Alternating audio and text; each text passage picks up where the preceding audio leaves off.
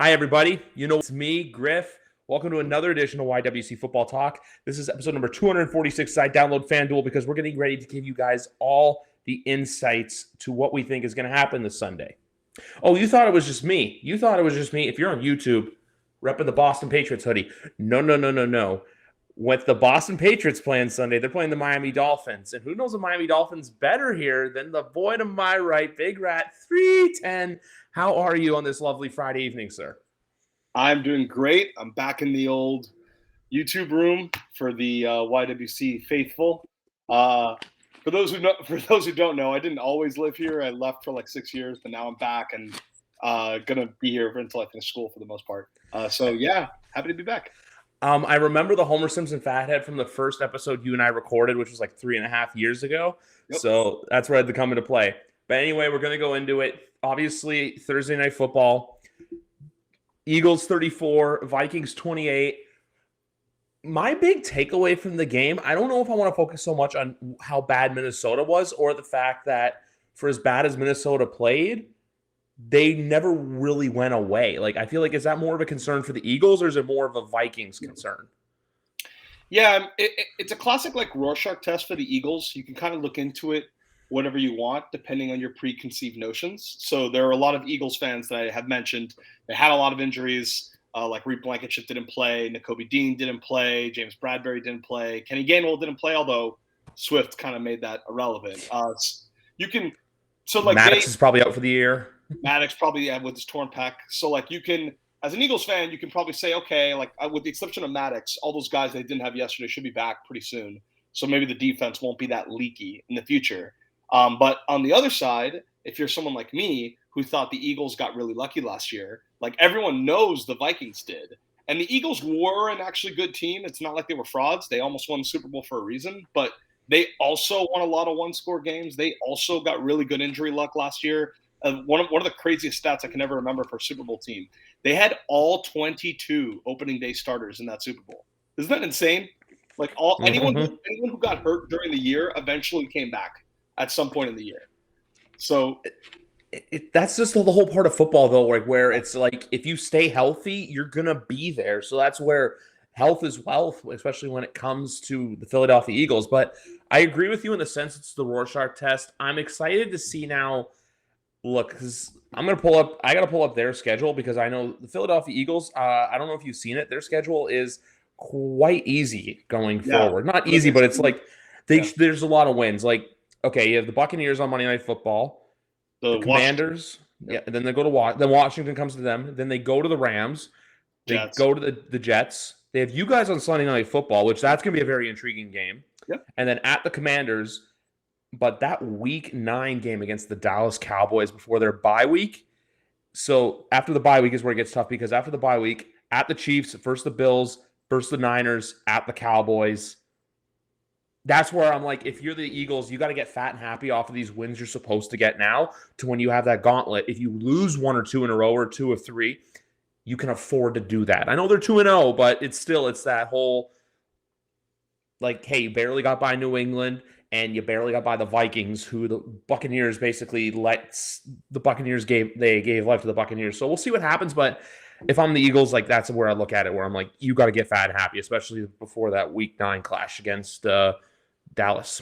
Yeah, and like to your exact point, yes, if you're an Eagles fan, you should be happy that you're 2-0. As you just mentioned, the goal is to rack up these early season wins, whether they're deserved or not, because of the later season schedule that's coming. Yep. But on the other hand, these 2 games were one-score games. They were both close games. Obviously, I've been listening to a lot of New England media. Backdoor was wide open. Backdoor was open for Kirk yesterday. Justin Jefferson doesn't fumble into the end zone. And obviously the Vikings also fumbled in their own territory as well at the start of the third quarter. So, like, the Eagles, like, look on a similar level to the Patriots and the Vikings, which if you want to win the Super Bowl, maybe that's not great.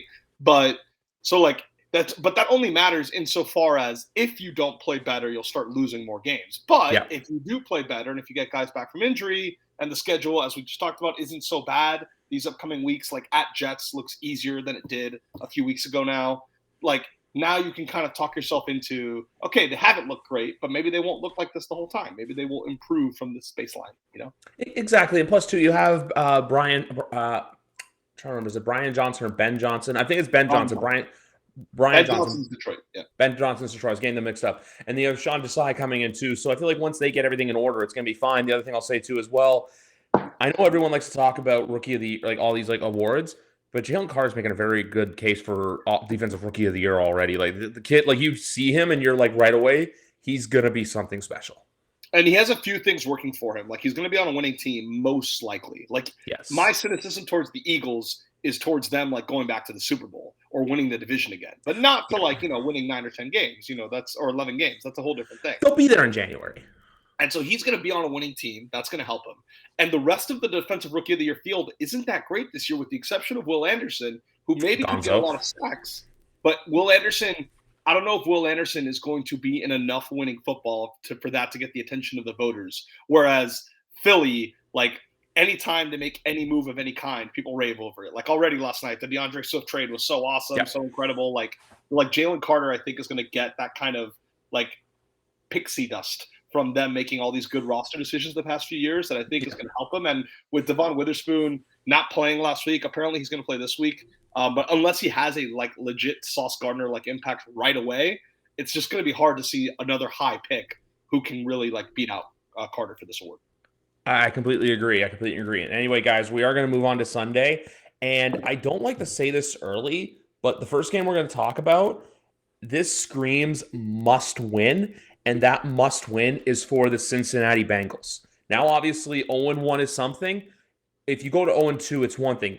You go to 0-2 in division, especially with Baltimore, how they're playing, the fact how good Cleveland looked last Sunday, you're really going to get behind the 8 ball if you're the Bengals. So that's why I don't like to say must win week 2 of the season. But if you're the Bengals and you want to be back to that Super Bowl caliber, you were there 2 years ago. You were a silly push out of bounds last year in the AFC Championship game from being there. If you lose Sunday, I don't think it's like last year where you can bounce back. It's 2 conference losses, but more importantly, 2 divisional losses too. Yeah, and one of them is the home division loss to the Ravens. Yes. It'd be a little more excusable if the game was in Baltimore, which means if you lose this game, you have to make up for it in Baltimore later in the season when Baltimore is almost certainly going to be healthier than they are right now because the Ravens injury report is brutal. Like Ronnie Stanley's not going to play, Tyler Lindenbaum's not going to play, Marcus Williams tore his pec, freaking J.K. Dobbins is out for the year, and apparently Mark Andrews is also questionable on top of everything. He's I did see this on Twitter earlier today. He is questionable, but he's projected to play, I believe. That's what last came out about him. I don't know how effective he'll be, but he is projected to play. And like, do we know if Marlon Humphrey's coming back yet? I think he's I remember I would say no. I would lean towards probably week 3 or week 4 for him. I haven't heard anything, but the last I heard, I think it was more looking to October for him to come back. Well, and it's exactly like what we said with the Eagles. It's like we judge the Bengals on a higher standard. It's like, can they go 0-2 and like win enough games to make the AFC playoffs? Maybe. Yeah, they went 0-2 last year, but the standard is higher for them. They're trying to win the division. They're trying to get to the Super Bowl. And as I've pointed out on this podcast before, the last 2 years when they won the division was after Lamar Jackson was out for the year both years. And both, for sure one, I don't know if both, but definitely one of the 2 years, the Ravens were in the division lead before he got hurt. And so if Lamar does not get hurt and does not miss 5 to 6 games in December this time, you can't guarantee that you can just go on a late season surge like you've done the last 2 years to take the division. So with this being a home division game, 0-2 in the division, still having to go at Baltimore, still having to go at Pittsburgh, I'm perfectly content calling this a must-win game for the aspirations of the Bengals. And also too, though, like with them, like, hey, if you go 1-1 here, you can go on a nice little run because you get the Rams coming to town next week. Then you go to Tennessee, you have Arizona, Seattle before your bye week, because after your bye week, knock, who's there but the San Francisco 49ers in the Bay Area. So this could be a little bit of a catalyst to like what we can expect from the Bengals going forward. I only said I don't like to use it just because obviously it's still so early in the season. But and they went 0-2 last year. It's just the divisional ramifications to where 0-2 in division really puts you back. Like I'm already ready to say this, but that week 4 matchup, I believe, when you guys go to Buffalo, I think that's a must win for the Buffalo Bills. Yeah.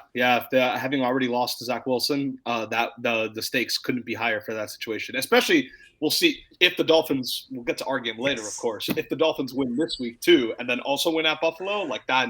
then Buffalo's going to be in a bad I'm going to come position. out of the gates in this next game hot and spicy because it is taking place in a place where it is warm.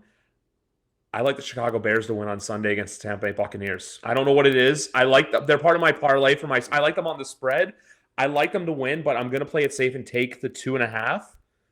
I just think that Tampa's this like, yeah, they looked great against Minnesota, but then they were given opportunity after opportunity. And the other thing with this game too, I found out that Chicago's DC, his name's escaping my mind, but he's out Sunday's game for personal matters. So Eberflus is going to be calling the plays. And I've always been saying this: that if Eberflus gets canned, he'll get a DC job next year, no problem. So I think this is a rebound chance for Chicago, especially to with them look last week. You're supposed to win. New era of Chicago Bears football. Aaron Rodgers isn't there. What happened? I sniffed it out. I don't know who else sniffed it out, but a lot of people did. And now it's the Chicago Bears where it's same shit, different year. So that's where I feel like a win Sunday can really like, hey, make people get fat and happy on the Bears before, you know what, they go to Kansas City next week. So just call me crazy, but I really like them on the spread here. And even the win. And one, I just want, we don't have to go back to the Ravens game, but I did want to like just say one last thing as a Bengals fan.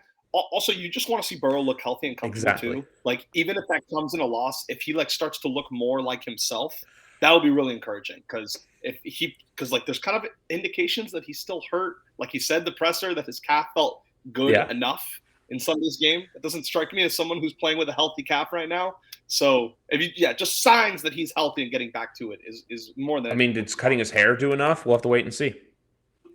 I do love it. Random story, but Raekwon McMillan got roasted in coverage for the Dolphins back in 2018. He like played a really bad game.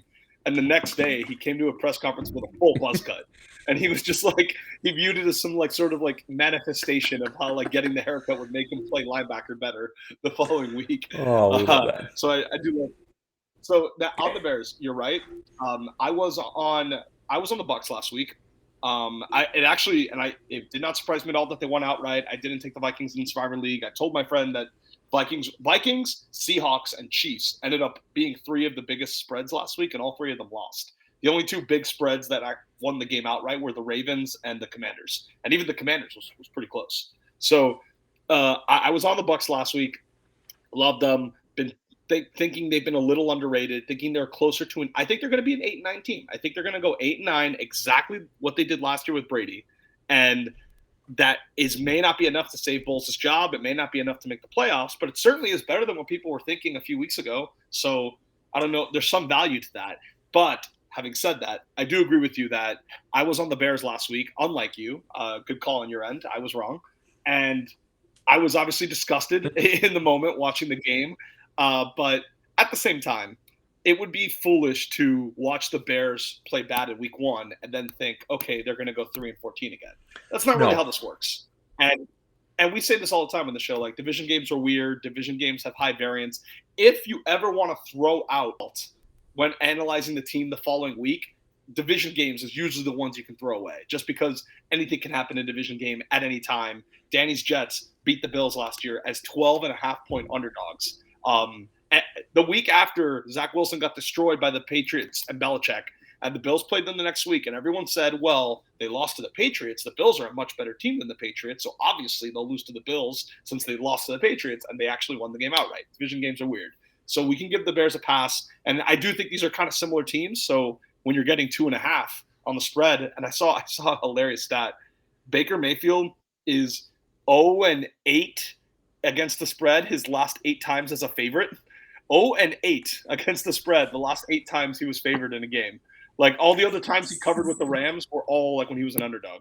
So yeah, I think this can kind of go either way, and you're getting 2.5 points of value here. And it wouldn't surprise me at all if the Bears, after playing so bad last week, like kind of rebound against a beatable opponent and not an intimidating road environment in any way.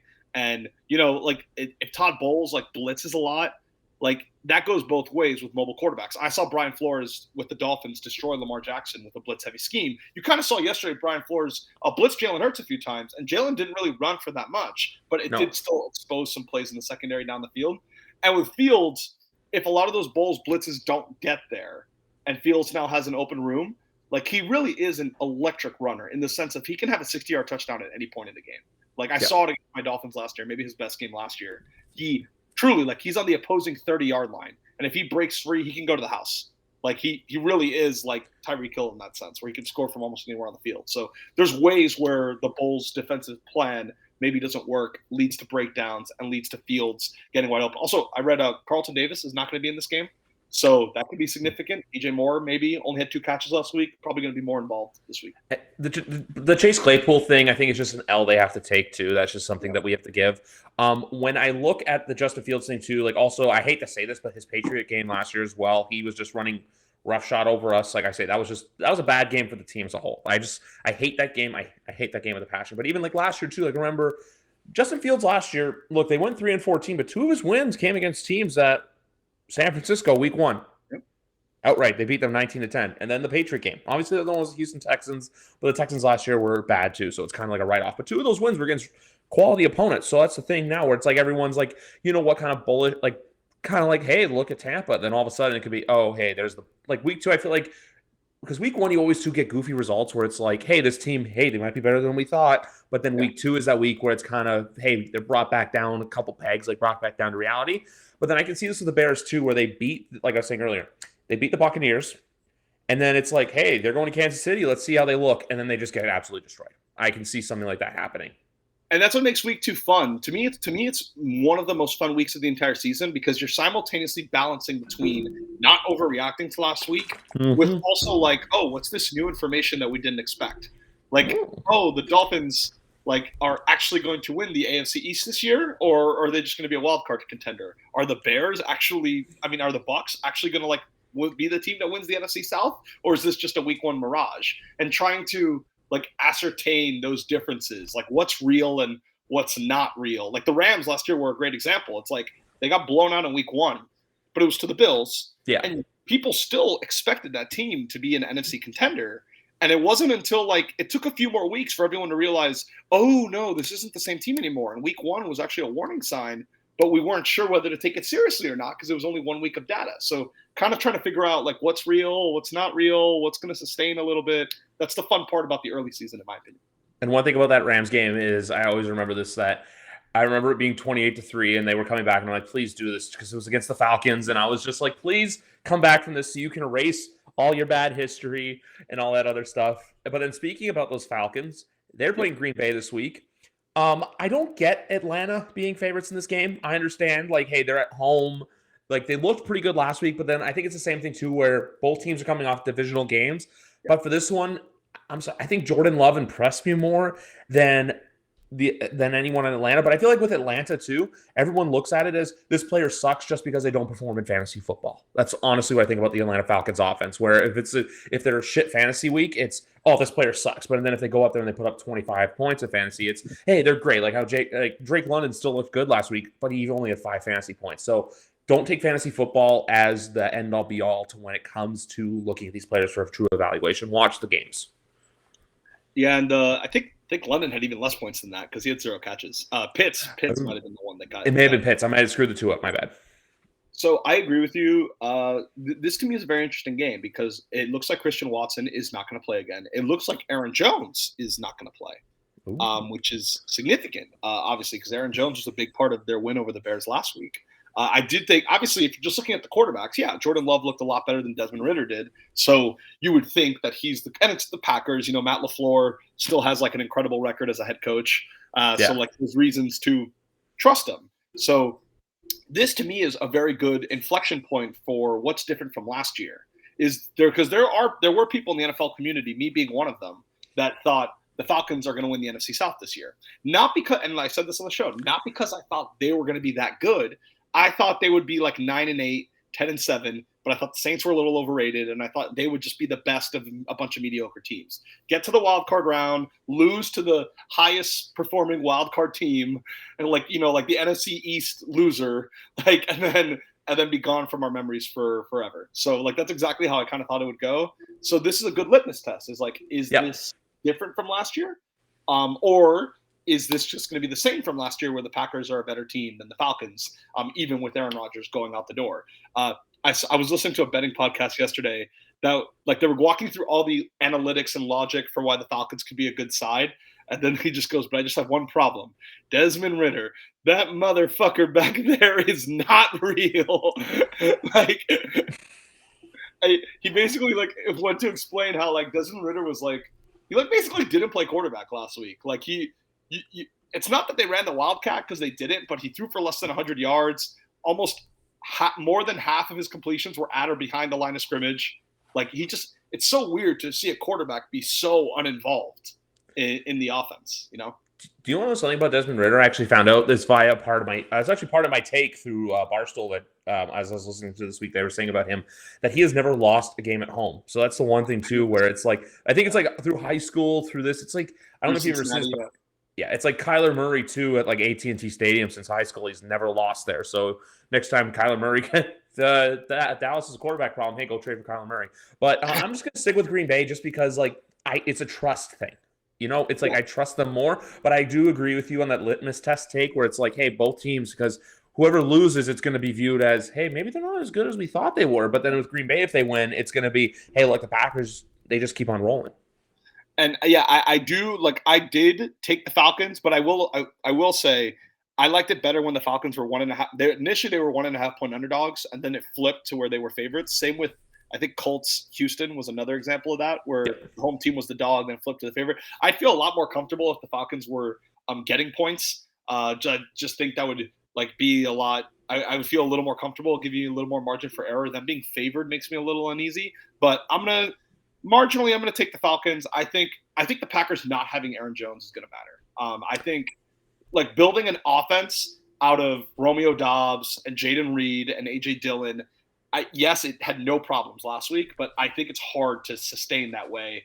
2 games on the road for the Packers, but I totally understand trusting LaFleur and the organizational respect, that the Packers deserve. So the true litmus test for me for both teams of how the NFC North is going to go this year is that Week 4 Thursday night game when Detroit goes to Lambeau Field to take on the Packers. I think that's the game where it truly goes to show. And you mentioned this earlier, but the next game we're on to is Houston versus Indy. I'm going to go be honest with you. Houston is the favorite in this game. They only got a point, but I like them to win. It's nothing to do with like the Colts, but it's just I saw the film last week of what Trayvon Walker was able to do against that offensive line, and I feel like this week we're going to get that with Will Anderson, where he's truly going to have his like, hey, that like there's the welcome to the NFL moment for quarterbacks where they get rocked. I feel like for him it's going to be that. Hey, there's a reason why he was top 3. There's a reason why he could have been number 1 overall if it wasn't such a quarterback-driven year. And then the other thing I'll say too as well is CJ Stroud last week, even though they lost, did not. I believe he had a really good week stats wise too. So I feel like this is that week 2 where we can kind of see like, hey, Houston's got something. They got something. It's like it's not ready yet. It's still in the oven. You still gotta let it like cook. You still gotta let it like let the oven run out. But I think this is a week where people start to see with Houston where it's like, hey, maybe in a couple of years from now, like they'll be where Detroit is right now. Yeah, I fully agree with you. I believe in like Greg brought this up on our AFC preview. I believe in D'Amico Ryans as a culture builder. I do believe he's a great defensive mind. I did watch a good bit of that Texans-Ravens game last week. I guess through like the quirkiness of Red Zone, I just happened to see a good portion of it. And they were genuinely giving the Ravens offense problems. Like the Ravens offense did not really like click on all cylinders. They ended up scoring 25 points, but they needed some turnovers to do that. They needed a lot of the running backs got a lot of the goal line touchdowns. Like the Colts, you don't really have to worry about that as much with no Jonathan Taylor. I think it's a mistake. I think a lot of people, their instinct is, okay, Richardson looked better than Stroud last week. So amongst these 2 bad teams where I don't know anything about either team, I will just defer to the quote unquote better looking rookie quarterback. But I think Richardson going against this defense is a significant test. Now it should be noted the Texans injury report was pretty thick this past week. Like I know Jalen Petrie and Jimmy Ward both didn't practice Wednesday and Thursday. I don't know if they're going to end up playing. So that certainly does matter, but I still foresee the kind I thought going into the year that the Texans were a little bit closer to contending than the Colts were because like they had been rebuilding for 2 years already. The Colts just started it last year. They got a bunch of veterans in the building. Will Anderson is as good as anybody the Colts have on the entire defensive side of the ball, with all due respect to DeForest Buckner, of course, who played great last year. Yep. But I think both quarterbacks may have their struggles, but I think this is the game where you see like the 3 interception game from Anthony Richardson or like the 5 sack game from Anthony Richardson.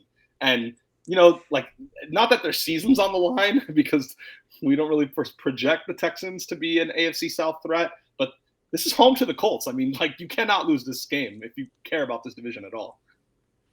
Yeah, that also, if I'm not going to bet on this game, but I look at that under at 39 and a half, and I'm like, if you're going to bet something for this game, I think that's the one to take the under, because I could see this being like, like a 17-14 kind of football game where it's just like, hey, a field goal difference that matters. Yeah, and just to confirm, I just looked it up just now. Yeah, Jalen Petrie and Jimmy Ward are both out, but still, Ooh. I'm going to put trust in D'Amico Ryans. I'm going to still put trust in the pass rush, making a difference in the Colts offensive line. Like you said, Colts can't really run the ball. Like none of their running backs did very well last week from an analytics perspective.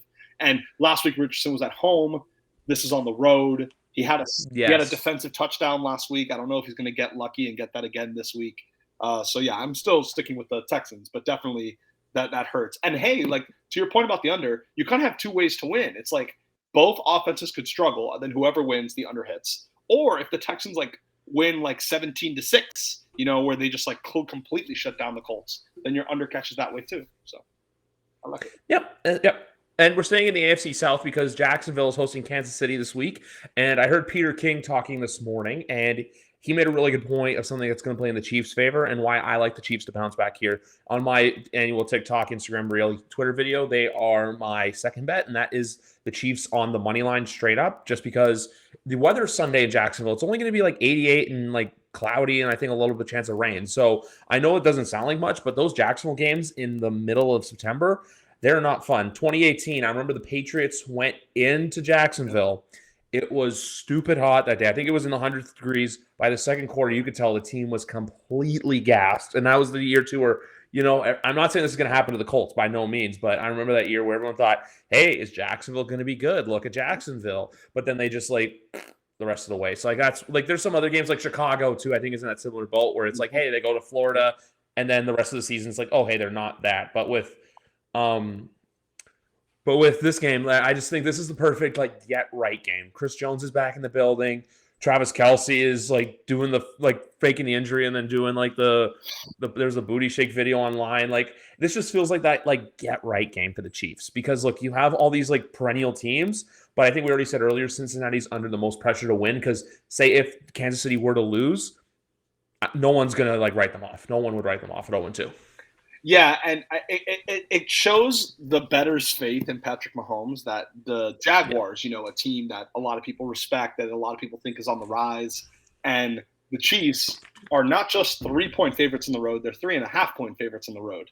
Like, bettors are so confident that Mahomes is going to bounce back that they're actually giving you the hook on the Chiefs to win pretty solidly. And there's a lot of data that supports this. So we talk on the show all the time, that the Chiefs as big favorites, super overrated. But terrible spread team. The Chiefs, though, as underdogs or as very, very small favorites, a little bit different. Like last year, a great example of this, they played San Francisco in San Francisco, and they were like, whooped them. Yeah, they were like 2-point favorites, and everyone's like, oh, this is a coin flip game. The Niners are a Super Bowl caliber team. I might as well take the better team at home. And the Chiefs just murdered them, like straight up murder. 44-22 or something like that. So yeah, like I like this does kind of like Patrick Mahomes is 13-3 in his career against the spread off a loss, and I think he's only lost one games back to back in his career. I think it was like in the 2019 season when they were like 7-4 at midseason or something like that. But other than that, has never lost back to back games in his career. So I think people overrated the Chiefs last week. I think people overrated what the loss of Travis Kelce would mean. I mean, underrated what the loss of Travis Kelce would mean. I think they didn't factor in how much that would hurt the offense enough. And I think now that Kelce's back, I think everything's going to be fine. Like, yes, Tony and Sky Moore were awful, yes, but think of it this way: at least they were open. They were open. They just they dropped like really easy stuff. Like even if you think, oh, they're bad receivers, they're not going to literally drop every single pass they get for the rest of the season. Like all they have to do is like catch 3 of the 6 wide open passes that they get, instead of 6 out of 6. So I think they're going to be fine. I think so too. Next game, Buffalo versus Las Vegas in their home opener. This is the third leg to my parlay of the over of 47 points. I think we'll get a shootout. I'll be honest with you here. I don't trust the 8.5 fully. I know Jacoby Myers isn't playing for Las Vegas. I was on Las Vegas big last week at plus 4.5 just because I know they've had Denver's number the last 4 years. But with this game right here, and I'll say this with Josh Allen because I know, look, you're in medical school right now. You're a smart guy. You probably come through a lot of these people. But Josh Allen, to me, you know that like kid who is like, he's dumb, but you know deep down you're like, if you replied yourself, you're actually really fucking smart. Yeah.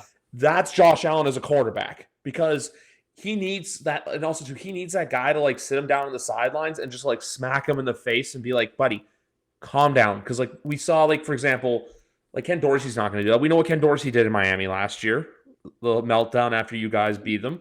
And Sean McDermott's got his hands full calling the defense. So I think it's up to Josh to really just be like, hey, I can't do any of these plays. Because like, let's be honest with you, those interceptions, that was 2018, 2019 Josh Allen. That wasn't 2020, 2020's Josh Allen. No. So if they're going to win big, he's got to play smart football. He just can't go out there and try to do too much. Because even last week, I felt like if their loss was basically the same thing as the Vikings, where they let the Jets hang around. They did a few boneheaded plays. Jordan Whitehead didn't mind. I mean, the guy's got his 3 interception bonus of $250K on the year already. But so that's the thing with this game. Like, I like the Bills to win, but I don't think it's going to be a comfortable win. I feel like Vegas is still going to make some plays where everyone's like, hey, is Vegas really this good? Like, I know they're 1-1, but they held the Bills in tight, but then they have a game down the road where it's like, oh no, they're terrible. Yeah, I don't.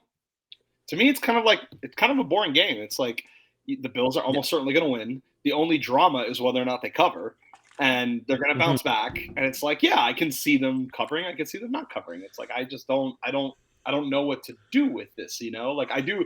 I did think it was look. It was very annoying on Monday or Tuesday. The people that are like, you know, this proves that Josh Allen's ultimately not an elite quarterback. Obviously not. Obviously he's been an elite quarterback. Danny, he's been an elite quarterback for 3 years.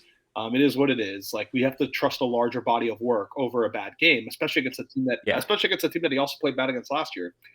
Having said that, what we shouldn't also do is then this Sunday, if he has like 3 touchdowns, 0 interceptions, 300 yards, be like, oh, everything's fixed. It's like that would similarly like not be correct either. Like you have to see it over the course of the full season because look, Greg and a lot of people pointed to Josh Allen's numbers being down after he had his UCL injury last year, right?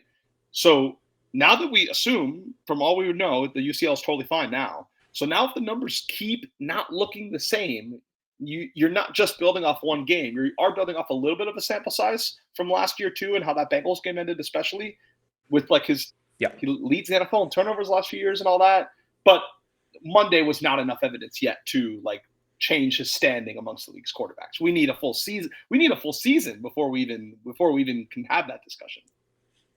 Yeah, that's my big thing too with him, where it's like you can't just say, "Oh, he's a bad quarterback." I like to say it just because, like, look, I don't like the team, but with him though, you know that, like, look, the body of work's there. It was one game. I was just saying the whole stuff with everything with you because he was trying to play hero ball a lot Monday, and even still, how with all of his quarterback runs, he was just not going down. I'm like, Josh, you got to slide in those moments. Like, you got to preserve yourself to where it's just like, you can't play hero ball. If you just sit back in the pocket and do your thing, you can go from here. One player, though, I will point out that I think could have a big game Sunday for them is there's 2 people, Gabe Davis or Dawson Knox. Yeah, I like that call a lot. And I think that Josh Allen is going to have to put a little more trust in these people. And look, like that, turnovers like that, that's how you lose the locker room. And again, not saying that we've done that after one game, need a full season, need a lot more evidence, but there's more significant effects to just like losing the literal game. It's like if people start looking at you like, oh, this isn't going to stop, this is going to like keep being a thing, you know, you start to fray relationships a little bit that way. But yes, I agree. Like Davis and Knox, both good calls. You know how they say too, like that whole expression, "Don't look behind the curtain" or "Don't peel back the curtain." Yeah, that's what it is with the interception thing. Don't like, hey, we've seen like what can happen if he has a bad game. Don't just like look behind and be like, what can happen if he has a bad season? No, don't do that. Tennessee versus LA. This is a game where I feel like we learned 2 things. One, I know everyone like to put, oh, Tannehill is bad, but remember, they still could have won that football game. Yep. But They're hosting the Chargers. Chargers obviously coming off of that fireworks spectacular with you guys last Sunday. I was thinking Chargers with this game, but I always look at this. They're plus 2.5. They're at home. And Mike Vrabel teams are the most susceptible to wins when you don't think they're going to do it. Yep. Give me the Titans here.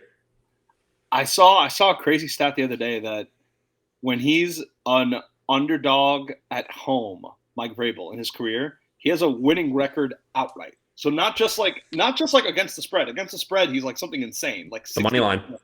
Yeah, like straight up, just you're an underdog at home. He wins more often than he loses. It's crazy, and yeah, I do. This game intrigues me too. There is part of me that does think this is kind of the Titans, like they're a resilient team. This is the bounce back spot, and certainly nothing I saw from the Chargers defense last week makes me think that they're going to have the same performance that the Saints did. Now, I believe DeAndre Hopkins is not playing in this game, so that is like one mild concern. I believe so. I could be wrong on that, but I could have sworn I read that somewhere. And so that is certainly like an issue. Don't get me wrong, but I still think Austin Eckler not playing in this game matters. Austin Eckler has been a very underrated part of the Chargers offense for a very, very long time. Been yelling this on the show for years. Justin Herbert has always had a low average depth of target. Always. His rookie year under Shane Steichen, who everybody loves, he was 25th in the NFL in average depth of target. Yes, he has a cannon arm. Yes, he makes 1 or 2 throws a game where you're like, there's no other quarterback in the league that can do that. He's always generally thrown it short. Always. His whole career, the whole summer-long narrative that it was Joe Lombardi's fault this whole time was never accurate. And a big part of the reason for that is when your best players are Keenan Allen and Austin Eckler, those are lower depth of target guys. It's like if Brady is throwing to Deion Lewis and Julian Edelman, those are going to be sub 10 average depth of target throws more often than not. Like I'm not even like trying to use it as like a character flaw. It's just like, it's how they're built. They rely on Keenan Allen and Austin Eckler. Those are lower ADOT guys. Like that's how it works. And so not having Eckler matters. I was also going to say too, I know we'll talk about your defense in a little bit, but the 200-yard game, obviously Austin Eckler's not playing. Even if Austin Eckler's playing, I would trust Jeffrey Simmons in that Titans front seven, who really limited New Orleans in the run game last week to prevent them from doing the same thing they did against Miami. So that's my other spiel with it too, where I just feel like the Titans front seven is better than what the Dolphins front seven looked like last week. That was a mouthful for me. I should also just say that DeAndre Hopkins is actually questionable. But he did not practice the whole week. He didn't practice Wednesday, Thursday, or Friday, but he's questionable. It's probably going to be that whole like, hey, Sunday, go and test it out, and then by like 11:30, we'll see. Oh, he's not playing. But also notable for the Chargers is Eric Kendricks is not playing. So that could definitely matter as well. Joey Bosa, I think, is going to end up playing. He was limited today. Maybe he doesn't, and if he doesn't, you like the Titans even more. But not having Eric Kendricks and not having Austin Eckler, that him and Mac were such ghosts last Sunday that they need to have that get right game, the two of them. So Detroit hosts Seattle. I have a bit of nerd stats for you in this game. So obviously Detroit played Seattle 2021 and 2022. Do you know that if they go over 80 points in this game, that it will be the first time I believe in NFL history where like their 3 meetings have all gone 80 or more. They played 51-29 and 21, 48-45 last year, and we'll see what happens on Sunday. I'm going to go with the game. I feel like everyone is so on Detroit to do this because of what happened last Sunday. I will say this. This is the same thing as the Jacksonville KC game. I like Detroit to win. I don't know if I like Detroit to cover. I think Seattle, they looked bad last week. Who knows if Aiden Hutchinson is going to make Geno Smith scream, oh my God, which to everyone laughing at that, I'm like, if Aaron Donald did that, you'd hear me audibly shit myself. But I think that's how I see this game. I think this is going to be that like fireworks, like holy shit game where like both teams are just going back and forth. I think breakout game here, Jackson Smith and Jigba. I think that's a player to look for. I know he's still coming off the hand injury, but like they barely used last week to where this week it's going to be like that. Hey, look at this here. But then I feel like, man, if this could be such like knowing the Lions, this reeks of the Lions loss just because it's like, their fans are getting their hopes up. Season tickets sold out. Ford Field's going to be loud Sunday afternoon. A stadium I was at a month ago for SummerSlam, which I'll say this, from the outside, it's nothing special, but inside it's got a cool feature. It's a cooler interior than exterior. But yeah, so I feel like I'd like the Lions to win, but it would not shock me if they lost this game outright. Yeah, I agree with you. I think it's a coin flip game personally, and so when you're getting like 5 points, I mean, or 4.5 points, I guess now. Yeah, I'm literally looking at our ticker at the bottom, 4.5. Yeah, that makes a lot of sense.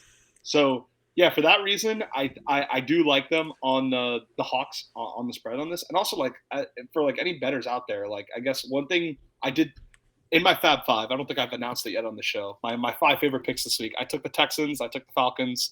I took the Falcons when they were 1.5 though, underdogs, not when they were favorites. But still, I'll bulb up. I'll keep them. And then the Seahawks were the third team that I ended up taking. And I'm trying to remember what okay, we'll get to the other two later. So yeah, as a bettor, one thing you can take solace in is that the Lions, even if they win this game, it's not a guarantee that they'll win this game with margin, like the way they play, where they're so run heavy. And if you look at their best players on offense, like not including the offensive line, it's Amon-Ra St. Brown, sure. And then it's probably David Montgomery and Jahmyr Gibbs. So if they're going to teams that usually rely very heavily on the running backs, what happens? Like you're going very slow. You're draining the clock. You're not really getting a lot of explosive plays. Like I think even if the Lions, like let's say, fine, okay, the Seahawks D-line is terrible. The Seahawks D-line got no pressure on the Rams O-line last week, which is really concerning when the Rams O-line isn't supposed to be that good. But just to cut you off quickly, the Seahawks O-line, though, Charles Cross and I believe Abraham Lucas both are going to be missing this game Sunday. Yes. And there's actually look, we could talk about how good they are or aren't at this point in their careers, but there is a crazy stat that in the first half, the Seahawks offense was fine. In the second half, they had literally 12 total yards, but they had 3 yards until the very last play. Literally on the last play, they did a running play that gained 10 yards. And that made it look like they got 12 yards in the second half. But truly, they had 5 straight 3-and-outs in the second half. They literally just didn't move the ball and that was after those tackles got hurt. So it definitely does matter. But you can take solace that even if the Lions win, because of how they play, it's really hard for them to blow a team out. It's hard for them to win by 7 or more. 7 of their points last week came on a pick 6. And even if you get interceptions as a defense, you can't always guarantee that you're going to be in position to return it for a touchdown. That's often outside of your control. So I think it's fair to assume that the Lions, even if they play well, even if they win, are they going to win by 7 points, or are they going to win by a field goal? And so I think it can go. I think it's a field goal game either way. And don't be surprised if the Seahawks, Pete Carroll, great coach, great organization. What great coaches and great organizations do is they have this sense of resilience to them. You see this with Mike Tomlin all the time. We'll get to them in a bit. Yes. It wouldn't surprise me if this is that motivational spot where the Seahawks come out and try to save their season. So. Yeah, exactly. Whereas that win now, it's everyone's oh, Detroit, I don't know. But then they have I was looking ahead. They have Atlanta week 3 at home. But then I'm telling you, that week 4 game with Detroit and Green Bay, that's going to go a long way to proving who's going to win this division. And out of every game this week, I know we talked to Cincinnati being a must win. If you're the New York Giants, you that game was Murphy's Law for all the wrong reasons. Giants fans out there were I feel like they were blaming everyone but Daniel for the loss. Yeah. I don't know if you saw this. His QBR was 12 and his average time of throw was about 3.2 seconds when the league average is 2.7 seconds. It was actually, you know what? I have to go through my DM history with Danny because him and I were talking about this on Monday, and basically, what was it called? Some Giants fans were just and while you look it up, I can interlude that I was talking to our got it right here, by the way. Oh yeah, you go first. You go first. Jared, I was talking to him about it, and it's I guess Giants fans towards the end of Eli's tenure, they got very accustomed to always blaming the offensive line whenever Eli would play bad, and always saying, "Oh, the offensive line didn't give the quarterback a chance. You can't really take anything from it." So I guess they're kind of using similar logic with regards to Daniel Jones in that game, but some of those turnovers were on him, and it's 40-0. I get it, a fluky special teams touchdown and a pick 6, Saquon dropping the ball, but I don't know, man. They showed no resilience. They were not able to mount any sort of drive for the rest of the game. And yes, the Cowboys front is ferocious, but if you lose to the Cardinals, who their D line actually played pretty decently last week. They had 6 sacks, I think, on Sam Howell or something like that. So I wouldn't touch the spread, like, either way. I have no way of knowing, are the Giants going to blow them out? Are the Giants going to win very narrowly? I have no way of knowing. But, yeah, talk about season on the line. With the Bengals, it was, okay, if you guys lose, maybe you can make the playoffs, but you probably can't win the division if you lose this game. Yeah. With the Giants, it's no. I don't think you can make the playoffs if you lose this game. Like, you just have too many other hard games on the schedule. Up next on Danny Dimes on Primetime is next Thursday night, as Big Rat and I will be here to look at Week 3 and watch the Giants probably get pummeled by the 49ers. To watch the 49ers win, to watch a Niners win, which is what we're going to watch. Yes. So I sent this to you. This is from Doug Analytics on Twitter. He had 1 completion of 10-plus air yards. 13 of 15 completions were 6 air yards or less. 5.8 attempted ADOT, average depth of target. 2.2 completed average depth of target, 2 of 15 attempts in a tight window, and 3.04 seconds time to throw. And that's pretty high. So yeah, 3.04. Like this Giants narrative that he just like got ambushed as soon as the ball was snapped and never had time to throw. To those who don't track this stuff, 3.04 seconds time to throw is pretty high. Like most quarterbacks are sub 3. So Mac Jones was about 2.6 or 2.7, and I was going up against probably the best defensive line in football last week. So I say that to, like, not to rub dirt, because I know Giants fans always don't like to compare the two, but like Daniel Stephen Jones III, you're making $46 million this year. You have to play like you're a $46 million quarterback. And this is the kind of game too where it's like, okay, good, but also too, probably no Wan'Dale Robinson, probably no Azeez Ojulari as well. My big concern with them on the line, like Andrew Thomas, I know he's dealing with the hamstring issue, but man, Evan Neal, I'm just like, at first I was like, Evan Neal's got the potential, but then like, dude, the guy was a freaking turnstile on Sunday. So if you can limit that, because this Arizona Cardinal team, I feel like they're going to be bad, but they're going to be bad to where they are going to punch you in the mouth at any given opportunity. I still think this defense is a defense that can play. Offense, obviously, it's different. Like, look, they covered last week, but then they, like you said, they were taking it to Sam Howell. So I don't trust the spread. I trust the Giants to win, but if the Giants win, this is a game where you got to look at it as, like, where do you go from here? Because with the Giants, they have, after this, San Francisco, Seattle, you guys, Buffalo. And they play us in Miami, I believe. In Miami in the Heat. I also want to just look it up as well, because I know then they also have the Jets Week 8 when that's the rematch actually of you and I when we go down to Fox, when we go down to, and the Jets are coming off a bye week going into that game, because the Jets have a bye week 7. So that's just it, where if it's like, and then because the Giants bye is week 13 this year, they have a really late bye window. So it's just like, you got to win a game like this, because if you don't win a game like this, that's where the questions come in of, is Daniel Jones worth it? Like, how does all these plays come out? Like, even to, like, I know they had to set a bad game overall last week, but you barely saw Darren Waller get involved. So if you're Daniel Jones, you have to have a get right game here. You have to. I know Giants fans are going to be like, oh, you're just saying that hate Daniel Jones. No, I'm sorry, but you're going from playing a team that we now look at as one of the best in the NFL to playing as a team we all look at as the worst in the NFL. And if you cannot win that game, there's going to be a lot of question marks. And especially in the market you play in, everyone's going to say, was last year really a fluke? Yep. Couldn't have said it better myself. LA, San Francisco, I'm going to keep this easy. I think San Francisco wins this game. I think we all saw that the only game McVay beat him in was the NFC Championship, which I find hilarious. But it's just that +7 I really struggle with. I don't know if just because with divisional football, I would lean towards the Rams covering, just because we know don't take big spreads in divisional games. Yeah, especially when the underdog is the home team. Now, granted, I guess this is like one of the few exceptions where like LA and San Francisco it's not, in fact, probably a home game for the Niners. Yeah, I was going to say, it's not only is it not a home field advantage, I think Niners fans believe, and I believe like evidence has borne this out. There's actually more Niners fans in that stadium than LA fans whenever they play there. But still, the same general principle. You just never too often want to be taking over a touchdown favorite in a division game. It's just usually not good practice. And the Rams looked good last week. They won pretty convincingly.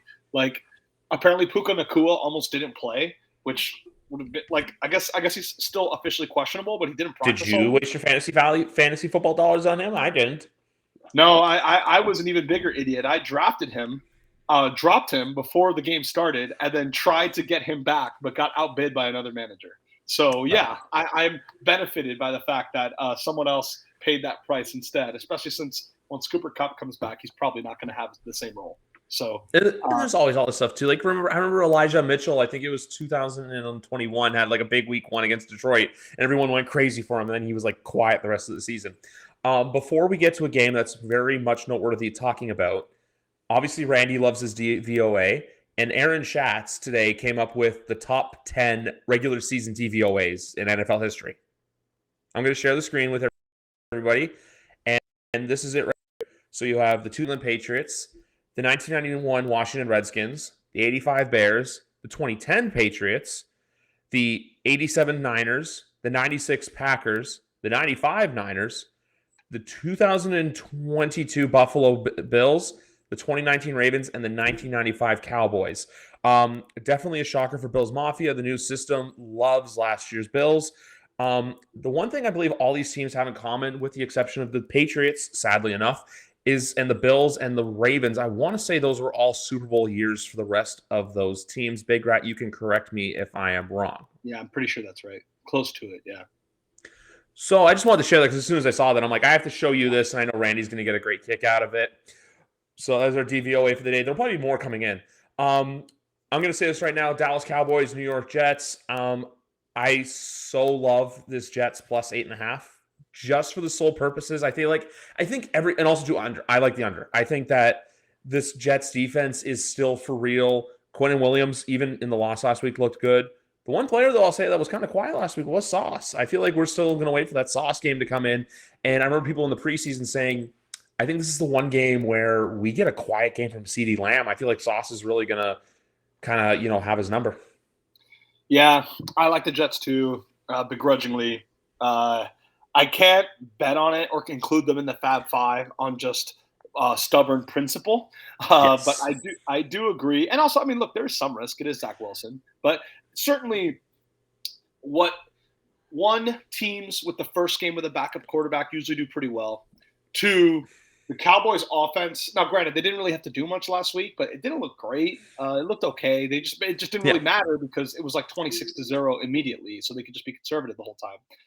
It wouldn't surprise me at all if the Cowboys offense would struggle against this Jets defense a little bit. And if the Cowboys offense is not going to score 20 points, then to cover an 8.5 point spread, I mean, there's very little the Jets have to do to get in the cover window there. So I do think if you're going to bet this game, bet on the Jets. I read somewhere that the Cowboys minus 8.5 was like the most popular public side, like not anyone who's a sharp or like does betting for a living would ever do that, but like just general public bettors. Oh, Zach Wilson's awful. Cowboys are going to roll. Da, da, da, da, da. That's always a trap in betting. Usually the team that blew out a team last week is overrated, and the team that has the bad quarterback is maybe a little bit underrated. So yeah, I don't got much here. I think the Cowboys are going to win. I think they're probably not going to cover. It's not, if the Jets win, it's not the craziest thing in the world. Just if they win on the basis of the defense, getting like a couple defensive touchdowns, maybe Breece Hall gets another long run in him, and this time he scores a touchdown on that long run. I would not, for those of you out there who are going to be conservative in your survivor pools this week, don't take the Cowboys, take the Bills. If you're going to be conservative and use a good team that's a big favorite, use the Bills or the Niners maybe, but don't take the Cowboys. I think they're more at risk of a loss than the other two teams are. My mom, who's above me right now, was going to take the Dallas Cowboys in our survival pool. They took Kansas City week 1. I kind of cautioned them against it. They still did it. I had Washington. Buffalo is my survival pick for this week as well. I was telling them too, I said, hey, take the Bills. Dallas is kind of that like wonky window where don't take them. I'll take Dallas next week when they're going to Arizona, to be honest with you. Also, one point I want to make quickly before we rip to this next quick game. Other reasons to love the Colts, the Texans pick and our Titans pick. 76% at DraftKings are on the Chargers, and 72% of people are on the Colts. So that's just fade the public. I love it. Same thing too. Washington versus Denver. I'm gonna be honest with you. I like Washington. I don't get why Denver's the big favorite minus 3.5 coming off the loss, because let's be honest with you, last week they pretty much shot themselves in the foot with the Will Lutz missed field goal and the missed extra point. So when it comes down to this too, this is just going to be a defensive. I'm going to quote Jim Ross, a defensive slobber knocker. Yeah. So I agree and I disagree at the same time. So I disagree in the sense that I am on the Broncos on this game. Now, granted, I originally got them when they were -3. 3.5 is obviously very scary with Russell Wilson as your quarterback because they're very liable to just win by 3 points. So everyone out there, like if you want to be careful with that, I more than understand. So I guess for me, the argument is this. Sam Howell kind of didn't look super ready last week. I watched that game a good bit. He got sacked 6 times. He made some bad throws. He's still kind of a rookie. Like this is only his 3rd start this game. Yeah. Like he's only 1 start ahead of Anthony Richardson, CJ Stroud, and Bryce Young. And he's going on the road in a hostile environment. There's a couple stats out there that Denver in September is like a significant home field advantage because of the altitude. To those who don't know, to those who know but forgot, the Niners lost to the Broncos last year in September, which sounds crazy with how that game sucked. It did. It was horrible, and the Niners went on to nearly make the Super Bowl, and the Broncos were awful, but they lost to the Broncos in September. September home field advantage matters for Denver. I know they lost last week. They missed a field goal. It was a division game. Yep. It still didn't matter in this game. And the other stat that kind of makes me feel a little bit better about Denver, they only had 6 drives last week, which is so low. Like, to those who don't know, listening to this, like, statistically, Randy, like usually you'll get like 9 to 10 to 11 drives per game. Getting 6 drives per game, think about it, that's 3 drives per half. Like that is like literally 1 drive per quarter your team has the ball, basically. Like it's a very, very low amount. And one of those 6 drives ended in a missed field goal. And the problem was the Raiders offense was playing really well, though Broncos defense didn't get any pressure, and the Raiders marched up and down the field on them. While that is obviously concerning, I would like to think the Broncos defense won't play that bad back-to-back weeks at home. That's a common theme on this show. Like, rarely do you see a home team do the same thing 2 weeks in a row. That's why the Steelers, we'll talk about them in a bit, same principle there. And I just don't think the Broncos defense is going to get bullied and give up 12-play drives to Sam Howell. I don't know if Sam Howell has the maturity and the veteranness to be able to constantly execute on a play-to-play basis like Jimmy G could. I don't know if Howell at this point in his career is ready to have a 12-play 95-yard or 90-yard scoring drive. I just don't know if that's really within him. So I think the Broncos are going to win. If you want to go risky in Survivor, and it is risky, don't get me wrong, super risky, because the Broncos can absolutely lose this game. This is the risk that I would consider, because you never want to use Denver ever again after this week. Yeah. Use it, get it over with, move on with your life. But it is a risk. But I think the Broncos are going to win this game by less than a touchdown. And how many points? 3, 4, 6? I don't know. Do you think I should go risky and take the Houston Texans in survival this week, or do you think I should stick to Buffalo? I like that. Yeah, it depends. I do like that. I'm thinking Buffalo too. So it's tricky though. I try not to take division games in Survivor as a general rule, but certainly, like we did Houston and Jacksonville a couple of years ago, this would be the same logic for that. So I would understand it. I think we're going to play it safe. I think I'd rather wait until later on in the season when you can take those risky picks. But anyway, guys, you've been waiting here. We've gone through the 1 o'clock. We've gone through the 4 o'clock. There's still an 8 o'clock game talking about. What's that game? Oh, right. The Miami Dolphins coming up to New England to take on the Patriots. Obviously, Miami with a very dominant Tua game last week, 466 air throw yards, and Tua as well, I believe, 212 yards receiving. And the Patriots coming off of a loss to the Philadelphia Eagles. But I'm here to say I'm here to make 3 statements about this game. 1, 78% of the public is on Dolphins -3. Concerning. 2, this is a uniform game. For the folks out there who don't know, this guy on my left forearm, Pat Patriot, is going to be center. They're in those sweet red uniforms where they are 7-1 in their last 8 games wearing them. And the third point I'm going to make about this game, Patriots haven't started 0-2 in the season since 2001, even though, that season ended pretty well myself. So those are my 3 reasons why I just love this game. But ultimately, it can go either way. I just feel like the one kryptonite thing is, and we've talked about this before, is the fact that Tua is 4-0 against the Patriots. So we'll see what happens. But I don't expect like a blowout like last week. I could see like maybe it tuned down a little bit to be like, maybe like a 24-20 kind of football game. But by no means do I think I can see like a 36-34 kind of football game from these teams, just because I think the defenses are going to be so locked in. Yeah, I definitely don't see a high-scoring game. Uniform games absolutely matter. I'm with Griff on this because the Dolphins, for years and years and years. Everyone loves it when the Dolphins do their 1972 throwback jerseys, and almost always, without fail, they would wait until the December home game against the Patriots to bust them out. And 2017 Monday Night Football. I remember that game. 2018 Miracle in Miami, same thing. Yeah. Like it's a very, very common trick that they do. Because obviously when Brady was there, the home game against the Patriots was like the biggest home game the Dolphins had. This year, it's actually probably not even the Bills game. The week before the Bills game, the Dolphins play the Cowboys on Christmas Eve at home. That game's going to be massive. Like, that stadium's literally going to be sold out. It's going to be crazy. So I agree. I do not see a high-scoring game. And to be honest with you, Griff, I kind of don't want to see a high-scoring game. Yeah. Like, Danny, little rat that he is, of course, like, because he obviously knew the Dolphins were going to beat the Chargers last week, right? Like, and he tweets after the game, okay, this proves nothing about the Dolphins. Really? They were 3-point underdogs. Like, most people didn't think they would do that. All I've heard about Tua my whole fucking life is that, when he gets into a shootout with another elite quarterback and he make the plays you need him to make. I mean, he's proved it against Lamar Jackson last year. He proved it against Justin Herbert this year. So I don't like, but like one thing he said that I disagreed with to a point was, well, the Dolphins defense looked bad. Shouldn't that concern you? If the Dolphins defense looks like that in December, yes, absolutely, that's a problem. Like, I was one of the first people in the Dolphins fan base last year, as Tua was going on his hot streak, when he went at Detroit, at Chicago, home to the Browns, weeks like 8 through 10 or something like that. And overs were hitting. What? Overs were hitting. The overs were hitting in all three of those games, I'm pretty sure. Yeah, they went over 30 points in all three games. He had 9 touchdowns and 0 interceptions in that 3-game span, and he had over 300 yards per game each game. So it was like an unreal, like, that was when his MVP odds were at its highest last year.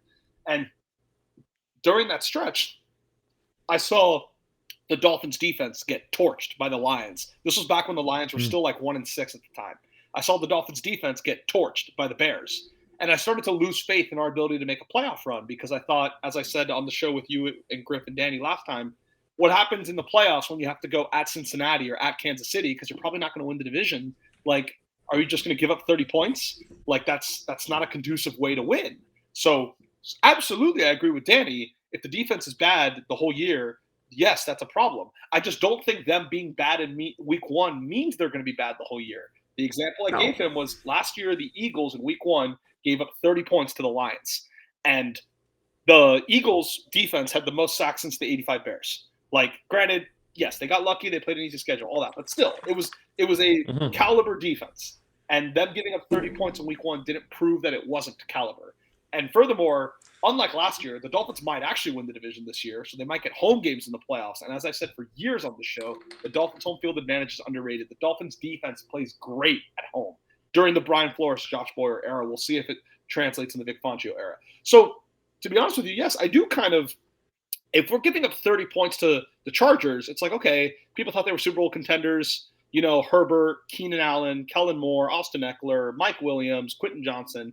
With all due respect to your Patriots, who I'm like a closet supporter of, if the Patriots score 34 points on our defense, that's a problem. Like, I do not think that offense is in the shape to score 34 points. And I have a few questions on you about this stuff. But like, doing my research this week for this game, like, it does seem like the guards are coming back. Cole Strange and Onwenu. They have been practicing all week. Trent Brown is a big question mark, and so is Sidney Sow as well. They've been on the injury report all week, obviously both dealing with concussion issues. There's a point I was going to make to you as well. And even with Teron Armstead being on the injury report all week as well, and Jalen Phillips popping on there today, Jonathan Jones popping up, there's a lot of injury questions on both sides. This game is going to be won in the trenches. Yeah. This is going to be a game won by which offensive line holds up the best, because we talked about it. Both offensive lines are in question all year, yours because of health, ours because of play, just because we never really had the players there. And then we brought in Riley Reif. He's on the 4-game injured list, or he's in the IR for a minimum of 4 games. Cole Strange doesn't play last week. Michael Wenu doesn't play. Sidney Sow did hold his own, though, and I'm blanking on who played right guard. But if both Strange and Wenu play Sunday, I think our odds go up dramatically. It's just a matter of the tackle position then, because, look, I know he's on the Cowboys now, but I always think of Noah Ipenagni. Always just he'd get a sack. Like, I know, for example, like a Dolphin defender I feel like is very underrated, that I feel like is going to get pressure on Sunday, is Van Ginkel. I feel like he's always there. We'll see what I feel like the Jalen Ramsey factor is huge, just because, look, you're there. And one player, I'm going to say this right now, I've been calling him underrated for years, and people have been saying, like, oh, you're being a homer. Dallas Goedert had 0 receptions last week. Kyle Duggar will be an all-pro safety one day. Mark my words. Kyle Duggar is one of the, even last year, if you look at the game week 3 against Baltimore, Mark Andrews cooked us because no Kyle Duggar in the lineup. So he's a huge factor in that as well. And like I said, too, I think it's just defensive lines because these are 2 defensive lines. Like, look, they're not top of the league, but they're right there. Like Zach Sealer, Christian Wilkins, Matthew Judon, Dietrich Wise, and another player I'm going to tell you right now who had Jordan Mailata on skates last week.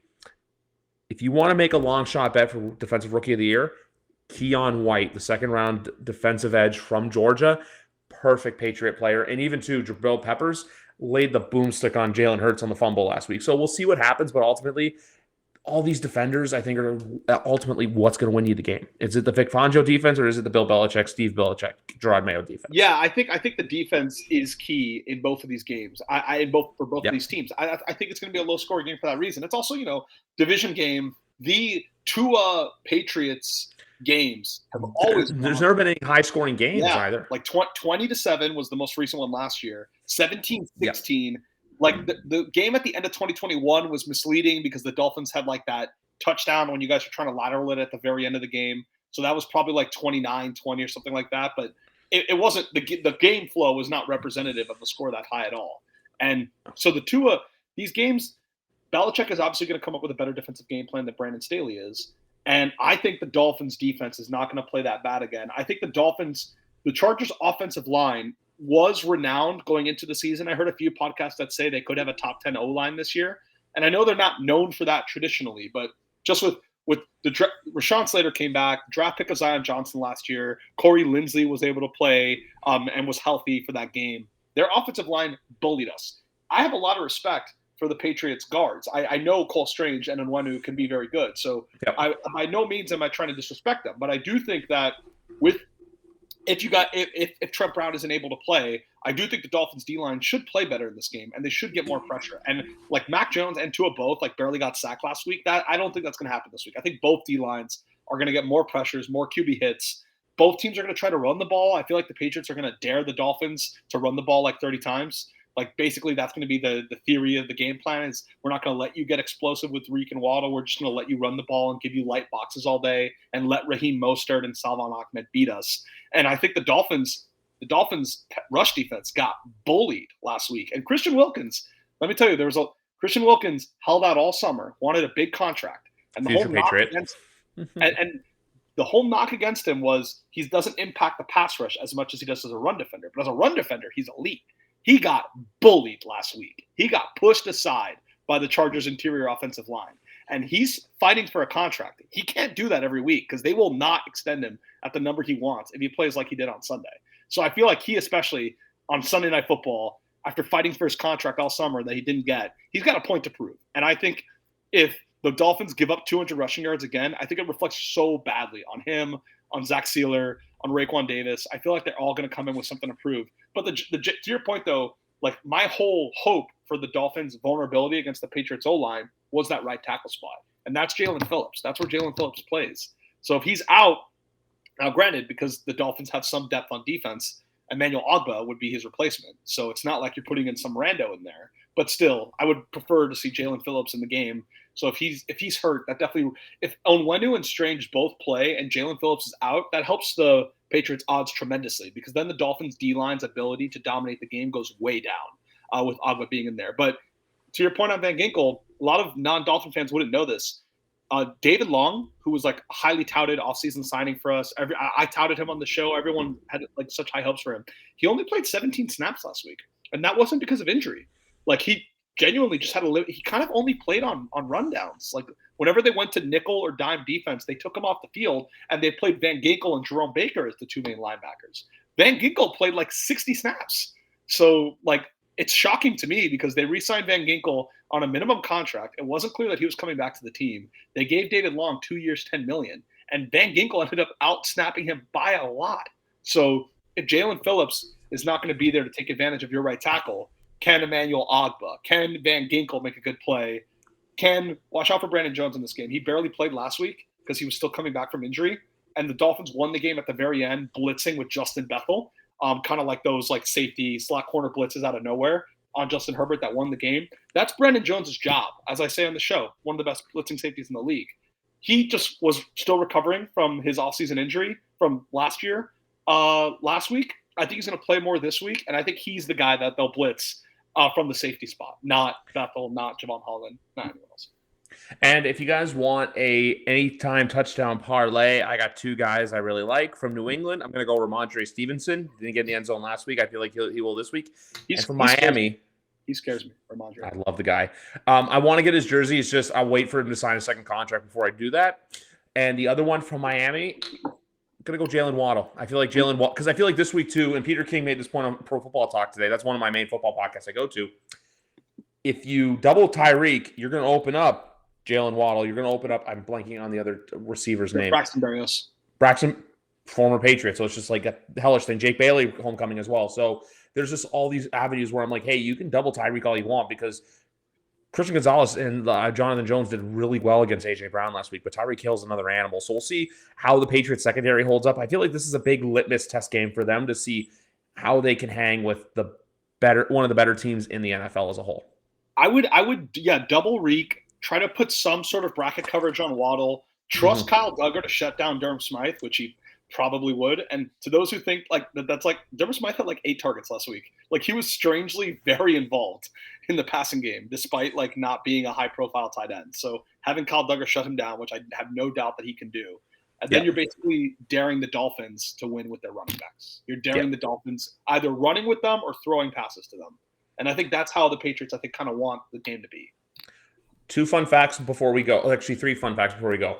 I also like the under because the last time both these teams went over 30 points combined was the Miracle Miami game, 2018. Wow, what a stat.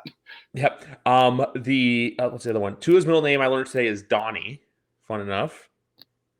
And the last time these two teams played, Kyle Duggar had a pick 6. So I don't expect that to happen again. I just wanted to throw that out there. But I believe that was the play where Teddy Bridgewater broke his hand. And last point I wanted to mention is Devontae playing in this game? He's been on the injury report. I honestly don't expect him to. I feel like we'll see what happens. There's the whole Juju stuff as well, so I feel like he needs to have a big game as well. And also, just from the revenge factor, I would expect Mike Gesicki to have more of a role. He had a couple catches last week, but damn, Hunter Henry looked really good. I feel like we're back to seeing the Hunter Henry of 2021 and the Charger days. Hunter Henry. I'm very interested to see how much respect the Dolphins give Gesicki, because it's kind of a thing locally where there's a lot of people locally that think you can cover Gesicki with slot corners, even if they're smaller. He won't run away from them, and some of their slot corners can high point the ball enough to challenge him. So I'll be very curious. Are they going to put like Javon Holland on Gesicki, or are they going to put like Kader Kahu? Are they going to put linebacker on Gesicki? I'm curious to see like what level of respect they give Gesicki with their coverage. And as crazy as it sounds as a Patriots fan, because you may not want to rely so much on Pop Douglas and Kayshon Boutte, especially after last week. Yeah. But I will say, like, Xavier Howard has absolutely owned Devontae Parker his entire career. Last week, they played week 1. Like, he caused an interception on the first Patriots drive when Mac Jones was trying to throw to Devontae in the end zone. Like, Xavier Howard owns him, has always owned him, owns him in practice. Devontae gets no separation anyways, as you know. But Xavier, so he's not going to be the kind of guy that's going to go in the slot and give Xavier Howard problems like Keenan Allen was doing last week, like Antonio Brown always did to Xavier Howard, like back in his heyday. So as crazy as it sounds, you might be better off if Devontae Parker doesn't play, just because it forces the Patriots to play other receivers that Xavier Howard doesn't know as well, and maybe doesn't have that kind of advantage on them. Yeah, and then Devontae Parker comes back week 3 and has a great game against the New York Jets, but that's for next week's show. Anyway, 2 more games left on the day. Wait, we're not going to get the score? Oh, score. Yes. Let's do scores. You first. All right.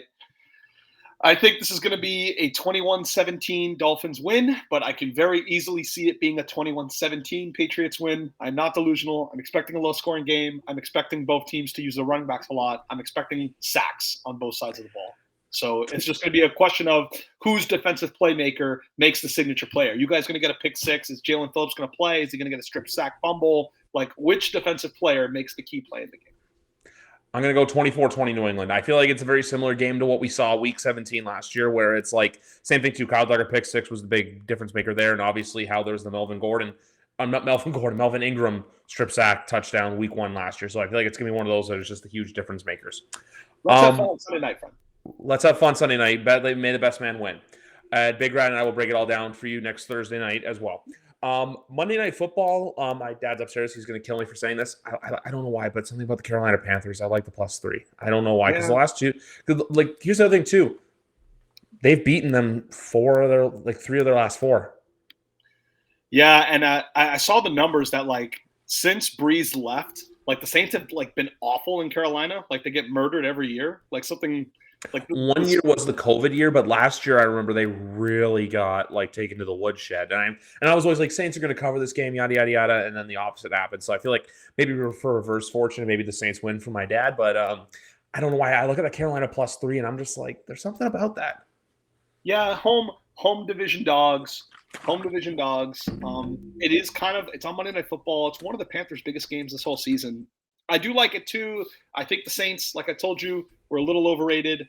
So I'll say Panthers, but it's close. I can see it kind of going either way. We'll see. But to those like tracking the Saints, like we don't have to repeat it now, but like go look at the Saints schedule this year. It's insane. They play like 3 good teams total. It's absolutely wild. And I guess now we can go to the other game. I want to look that up just because I'm curious. I know they come to New England week 5. I know that for a fact. So Thanksgiving in my house is going to be a lot of fun. Yeah, like with them, okay, they play the Pack. Then they go to Lambeau to play the Packers versus the Bucs, Patriots, Texans, Jags, Colts, Bears, Vikings, bye week. There's and then Falcons, Lions, Panthers, Giants, Rams, Bucs, Falcons, like. And also, too, with December to January, they have 4 of their last 6 at home.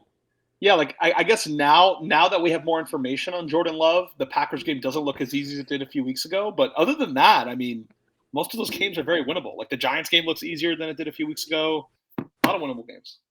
And I know we like to say that teams bounce back really well, but I'm sorry, I'm not doing it with the Pittsburgh Steelers for one reason. I like the number, and I like this to be a low-scoring game as well. By the way, both Monday nights I like to be low-scoring. I think it's just like I'm going to look it up as well while you're talking, but it's a uniform game for the Browns. A lot of people don't like those white helmets and white jersey. I'm looking at that right now, and also I feel like this is because the player in the photo is also the player I need to be big in fantasy, and that is your boy from the U, David Njoku. So I'm like, that's why I'm hoping for it as well. But like, I feel like this is a game too where we can really determine like, hey, is Deshaun Watson back, or is it still he's not, like he's just still not good? I feel like for both teams too, this is really topsy turvy. Plus two, like I were talking earlier to start the show, we started with Cincinnati falling 0-2 division. Cleveland could be very easily 2-0 in division play after this game as well. Yeah, and I do. And look, I guess I am on the Steelers. They're my 5th against the spread pick this week. I just think it's hard for them to play that bad at home 2 weeks in a row. This is on Monday Night Football. Mike Tomlin is like Mike Vrabel. They have that resilience to them whenever they're kind of down. Talk about like the Bengals season on the line. I mean, fuck, if you're the Steelers, you're not 0-2 in the division. But if you lose at home to the Browns, that's maybe the easiest division game you have. The other games are all 2 games against the Ravens and Bengals, and then a road Browns division game. Yeah. This is as easy as it gets for them. And I have a hard time seeing Deshaun Watson playing well in this game. It's on the road. I think TJ Watt is going to be very, very impactful in this game. And I really struggle to see Watson like going off. And if he does, hats off to him. I'll admit to being wrong about the Browns this year, but I just think he's going to struggle. And I think this is a classic, like we say, how much of week 1 was real? How much was a mirage? The Steelers got rocked. The Browns looked really good. So naturally, we're going to think the Browns are now going to win this game, but I don't know about that. The Browns were at home. The Browns have owned the Bengals, as we've always talked about in the Joe Burrow era. Joe Burrow wasn't healthy. He himself admitted that. They didn't look like themselves. And, so. Oh, and he's there, but his pitcher is gone. I'm just saying I like the Browns. I say that no, he's there. I'm back. Sorry, he's back. Yeah, Steelers. That's all good. Steelers. I'm on the Brownies for fun. Before we go quickly, I'm just going to repeat the this is for Pro Football Database, same site I got the Patriots and Dolphins info from, but the last 21 and 22 seasons, 26-7 Carolina beat New Orleans, and then 18-10 Saints beat the Panthers. Last year in Carolina, the Panthers won 22-14, and then 10-7 last year on a barn burner at the end of the season. So that's another reason why I'm saying ugly football game as well, because let's be honest too, with Steelers and Browns, that's games won defensively, and I'm sorry. Myles Garrett doing the crossover and then just getting through to the quarterback. There's no more of a baller move than That that. was I sick. am sorry. That was really sick. There's just like all those like fun things that just make you go, God, I love this game. Like when you see fun shit like that going down. And it'll be fun to watch like two games. I believe the games are at the same time, so that'll be kind of fun. 7:15 and 8:15. Okay, so kind of like Eagles, Vikings, and the Titans Bills game last year. Yeah. Yes. But I was gonna ask you this before we go. Do you miss the week one when they did like a 7 o'clock game and then like a 10 o'clock game? I did. I do, but I think doing it in week two is kind of interesting too, because it's kind of like, week one, now they'll put a more high profile game on Monday Night Football, and then you get two games the next week. So you kind of have two high profile weeks on Monday Night Football. Yep. Whereas before you would probably just have the great doubleheader week one. And when they did that, they kind of had to use a West Coast team for the 10 o'clock game. So you got to see a lot of Broncos, a lot of Chargers, a lot of Rams, a lot of 49ers. So I see arguments both ways. I'm happy with the current system, though. And one of the best ones was the Sam Darnold week one game where they went to Detroit, won big, and it was like, here's the new Jets. And then, no, the Jets were bad. Quick question for you before we go. Obviously, I just want to switch gears to college. Ooh. Do you buy the Colorado Buffaloes? I do up to a point. Like, do I believe they can beat a lot of middling Power 5 teams? Yes. So them being ranked 18th in the country, I do think is appropriate. I do think it's earned. However, it's not just that they have to play USC. They have to play Oregon. What? Utah as well. Yeah, and Oregon too. And Oregon, there's like a crazy stat out there that Oregon has they've gotten like 70% of the available yards that they could get so far this season. So like they score a touchdown or a field goal every drive, basically. And so that's three like really strong Pac-12 teams you have to deal with. And while I'm happy with their success, while I do think they can beat most middling Power 5 teams, being able to beat these teams that have been recruiting at a high level and coaching the same program with the same coach for 3 years, and then you can turn over your entire roster in the summer with 57 transfers and beat those established programs that are going to be good this year, because most people thought TCU was going to take a step back. They lost Max Dugans. They lost Quentin Johnson. They lost a few of the guys they had on defense in the secondary from the national title team, a contender team. Yeah. So most people did think TCU was going to take a step back, and them beating all these like Nebraska and Colorado State, that's fine. But trusting them to beat USC, Oregon, and Utah, I just don't think we're there yet. And maybe they'll shut me up, but I just don't know if we have enough evidence yet, especially defensively. Like Shedeur Sanders is great, and Travis Hunter's great. I just don't know if that's good enough to carry the defense from giving up like 30 points to those teams. Like tomorrow night, I don't know if I want to bet that game, I don't know if I would take them on the spread. I would take them on the over because I feel like both teams are going to score points. Yeah.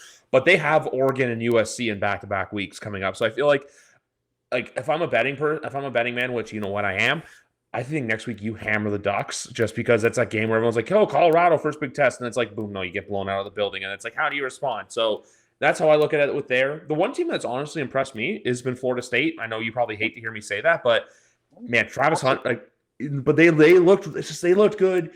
LSU, I was just like, I don't know what's going on here, but I still feel like with college football, you're still going to have your usual suspects sitting at the dinner table come the end of the year.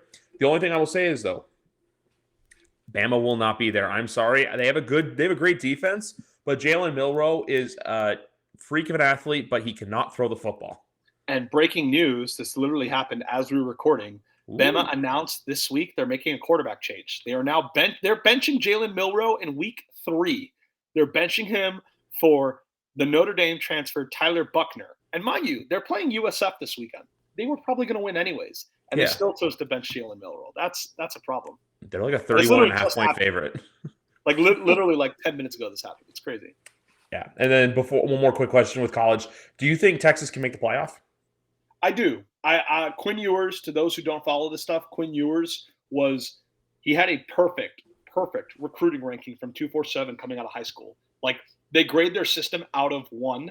Like, so most of the top recruits are like 0.98, 0.97, 0.96. Quinn Ewers had a grade of 1. Like he was truly like one of the 3 best high school quarterbacks to ever come out according to their model. That doesn't mean he was the actual like best high school quarterback ever, but just according to their model, he was one of the best recruits ever. And he lost out the job at Ohio State to C.J. Stroud. No shame there. That's an NFL quarterback. Things happen. Now, Texas last year had already started to show signs of growth with Quinn Ewers. But traditionally, he was very bad with the deep ball. Like he was usually inaccurate when he had to throw the ball beyond 20 yards. And in that Bama game, you saw him complete a lot of those deep passes. And yes, Florida State did look awesome. There's no other way to say it. Like I hate them. I really hope my Canes beat them this year. Not expecting it. They do go at Clemson next week. That may be interesting. Clemson's on a down year too, but it still is in Death Valley. It's not a road or a neutral site game, so we'll see there. Texas, they are still playing a Big 12 schedule. So the thing is, no matter how good you think they are, after Bama, there's really no one else in their schedule that really intimidates you, that you think that they would present some problems to. Like, yes, Oklahoma and Oklahoma State, but At the over. It's general like Big 12 fears. It's not anything at the national level. So like I saw a good segment on Deadspin that analyzed which of Texas or Florida State could make the playoff. And they actually said Texas, not because they've looked better than Florida State, just because they don't have as intimidating of a schedule in their conference that they have to worry about. Whereas Florida State has to play Clemson, they play Miami. I think they play UNC, but I don't know for sure. Yeah, but like that's the thing. Like Texas is just one of those things where they can coast. They have the Big 12 aspect to them. So if I had to pick on like who's going to be there, I'd probably say Georgia for obvious reasons. Probably say USC. Probably say Texas. And if you wanted to throw in a fourth there, Michigan. But then Michigan, I just don't know because I feel like every year like they get to the playoff and then like it just like 2021 we all knew look they did what they needed to do, but then last year it was like hey you were supposed to get there, what happened? So I feel like this year is a huge year where for Michigan it's no longer beat Ohio State, win the Big Ten, it's be in Houston that first weekend, that first Monday in January.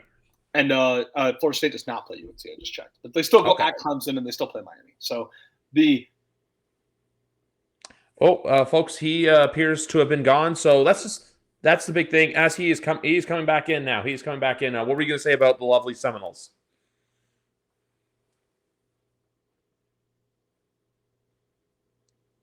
Let's see. Can we hear him? Folks, these things happen. This is a Friday night. He is joining mobily. So if you want to see three BigRat for a second, there was two of you for a second and me, but now we're here. So what were you going to say about your beloved wink wink Seminoles?